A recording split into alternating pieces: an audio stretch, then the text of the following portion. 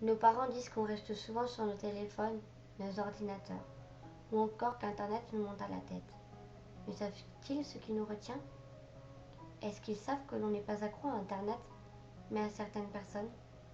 Mes parents ne comprennent pas et ne savent pas ce qu'est une amitié à distance.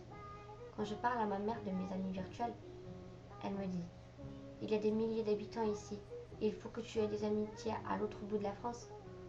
Eh bien oui, maman. Quand ils me voient sourire devant mon écran seul, ils doivent certainement me prendre pour une folle. Mais il faut qu'ils sachent que une amitié à distance, une amitié virtuelle, c'est une vraie amitié. Une amitié certes remplie d'obstacles et de kilomètres, mais qui augmente de jour en jour. Chaque jour on se lève et on va voir son profil ou son mur, voir si tout va bien, si elle va bien. Si elle ne l'est pas, on n'est pas à côté pour la prendre dans nos bras. Mais on trouve toujours une solution pour enterrer sa tristesse le plus profond possible. On n'est pas en face pour rigoler, on est à travers un écran. Et pourtant, les rires sont les mêmes, tout comme les sourires. C'est fou comment on peut s'attacher à une personne à travers un simple et foutu écran. C'est fou comme cette personne peut vous combler, réparer toutes les fissures des coups que vous avez encaissés, alors qu'elle est à des centaines ou à des milliers de kilomètres. C'est fou comment elle peut être importante face à des gens que vous voyez tous les jours.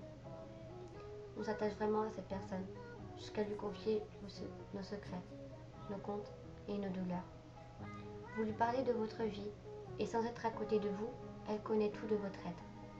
Une amitié virtuelle, c'est waouh, mais c'est aussi extraordinaire que destructif. Oui, imaginez juste votre meilleur ami ou votre très bonne pote qui habite juste à côté de chez vous, celle qui vous connaît par cœur, celle qui connaît tout de vous, celle pour qui vous vous battrez à vie. Cette personne, imaginez-la à des centaines et milliers de kilomètres, et pas pour une semaine ou pour des vacances même, pour toute l'année. Ça vous briserait le cœur de ne plus la serrer dans vos bras, n'est-ce pas? Eh bien voilà, voilà ce qu'on ressent de ne pas avoir notre meilleure rencontre virtuelle. On est comblé comme détruit et heureux comme brisé.